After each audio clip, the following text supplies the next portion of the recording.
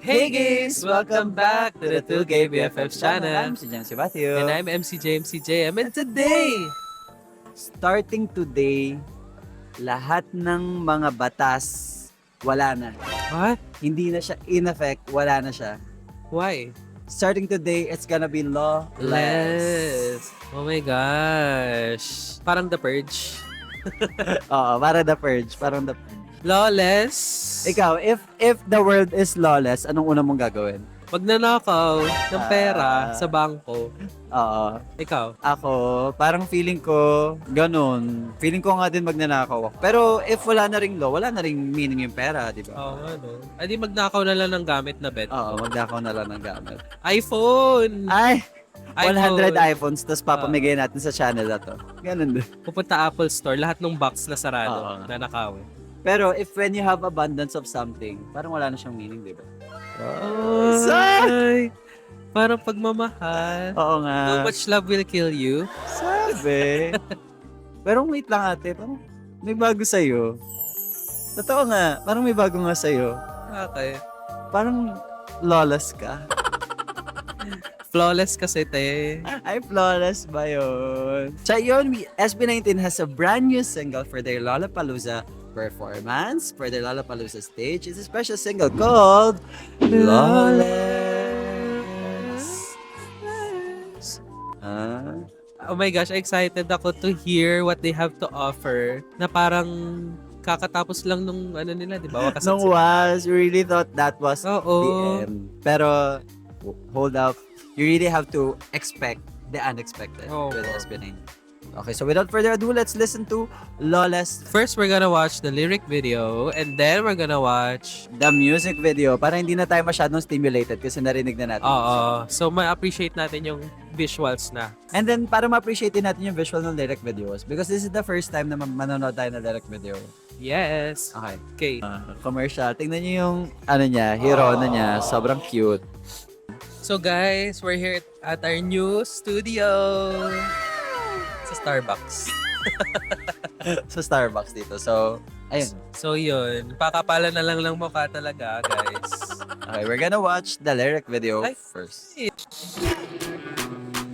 Oo. Grabe, parang may flash to. Ginulat. Oo nga eh. Ang ganda! Ay, it's giving western, cowboy vibes. Pablo! Let's go! Lawless. Common sense. Josh. Angas. Ay, oo, siya nga. Pati sa video, oh. Cute. Pink hair. Justin, ang ganda na boses. Taray.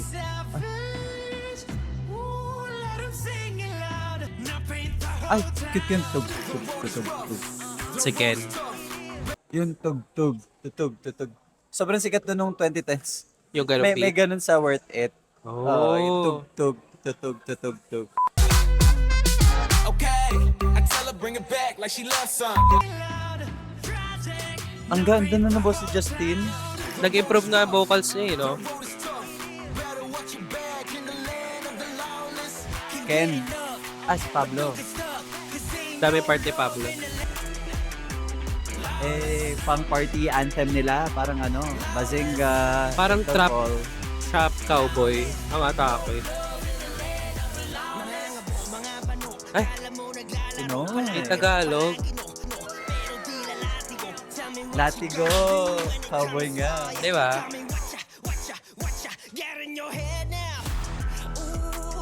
Taray ng may vibrato.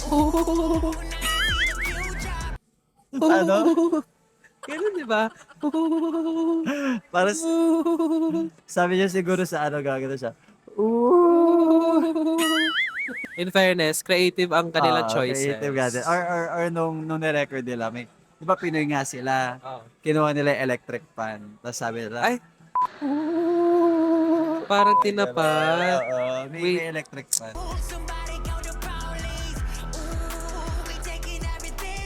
Vibrato talaga siya. Tempo. Stel. Grabe yung vocals niya, no? Oh.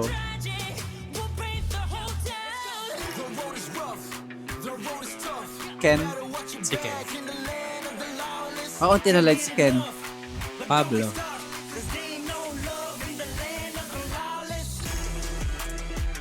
Bet ko yung guitar. Ano? Bet ko yung guitar. Bet ka talaga. Kasi parang siya parang ang angas na. Yung sa likod. Oo. Parang ngayon ko lang siya narinig sa mga songs nila. So, bongga. Ganda ng boss si Justin. Oo. Nag-improve. My gosh, Stel. Taas talaga ng boses.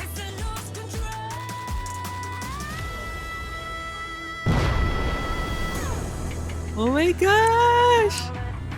Ganda ng boss. Grabe, ang Sa taas ng taas. boses. Grabe, no? Parang sobrang plus nun sa group na may ganong kataas na Oo. boses. Ang laking addition. Kasi parang lahat ng mga bridge nyo magkakaroon ng impact. Diba? Ng high. Perfect.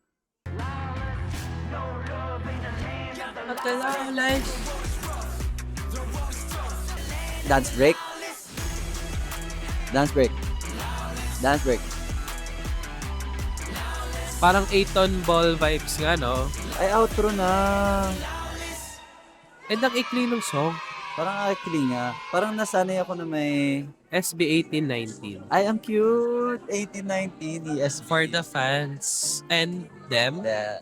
Okay, okay siya. Pero parang wala nga parang wala yung party moment. Oo. Alam mo yun? Yung parang tatalon lahat na sasayaw. Ba't kaya?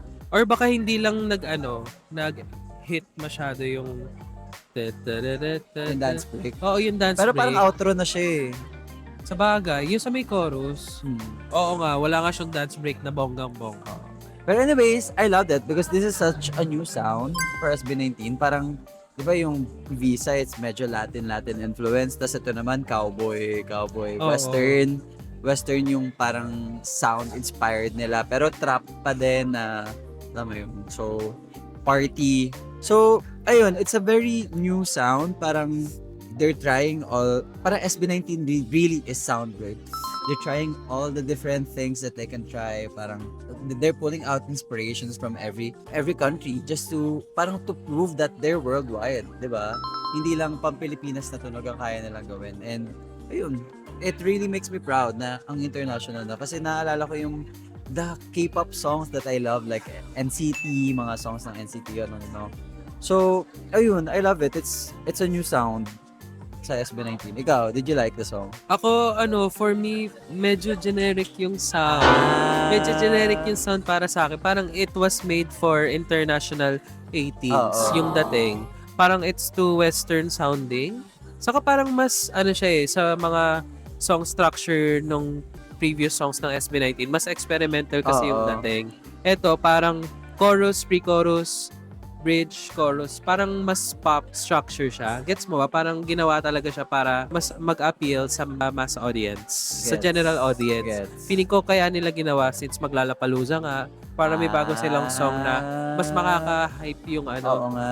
international 18s. Feeling ko yun yung vibe niya. Pero sa ngayon, siyempre sa dami ng mga A+++ songs na napakinggan natin from SB, parang na-let down lang ako slide kasi Yeah. hindi siya super wow agad sa unang kinig Yeah, it really sounds generic nga din. And the lyrics din, parang, though the sound is good, pero yung lyrics and parang the theme of the song, I really have to parang say it's kind of generic. And comparing it to the other songs na SB19, like 8-ton ball, parang 8-ton ball, my concussion down on the ground. So, parang may naisip ko doon 8-ton ball na alam mo yun, pag nag-swing. So, may visual imagery ng 8-ton ball. Like, bazinga! Na parang may sila na, ang tawag doon? Bazooka na ginaganyan na mag-shoot, gano'n. Tapos parang dito, wala akong na ganun. Oo, parang hindi visually appealing. Yeah. Visually appealing Yung lyrics then parang the theme lack that certain aspect for me. Gets. ng So, song. malay mo naman ma-help kapag may nakita na tayong visual. Great. So, let's watch okay. the music video of Flawless. Oh, Oh, pogi. Parang galing silang visa, ah. 'Di ba parang behind the scenes Ay, din oo yung nga, atake. no. Ay, sakit sa ulo yan, kuya. Si Jao. Mine-makeupan. Ay, yung Tumblr nila. May Tumblr? SB19, yung merch nila. Parang ano yung song, no? Ganun. No, bigla. Flash.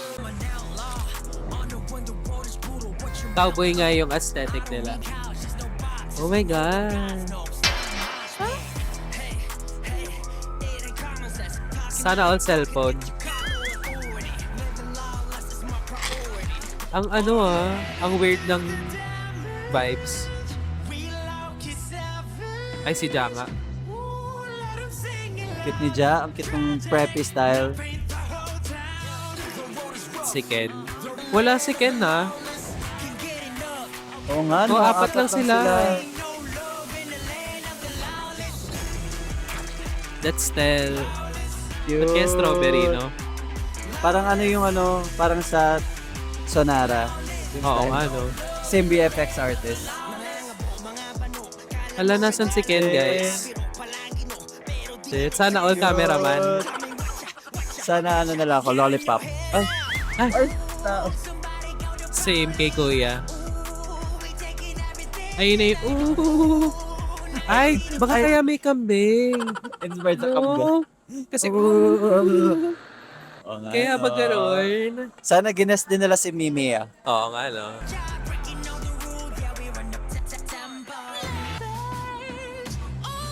Ganda ng boses system. Ang ano? Ang Sabi nangyayari. Oo. Padala. Ayun yung sayaw.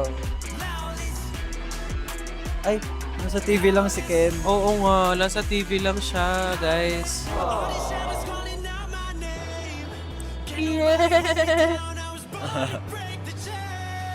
Sabi na saging. Ay, nakain pa siya ng ano, saging. Sana Ano nangyari? pinakita Ano si sila Stel. tatakbo? Akala mo maglalabanan sila. Yung Na- pala tatakbo. Ah, may hawak siyang manok, oh. Yung pala tatakbo. Ang angas-angas pa sa simula.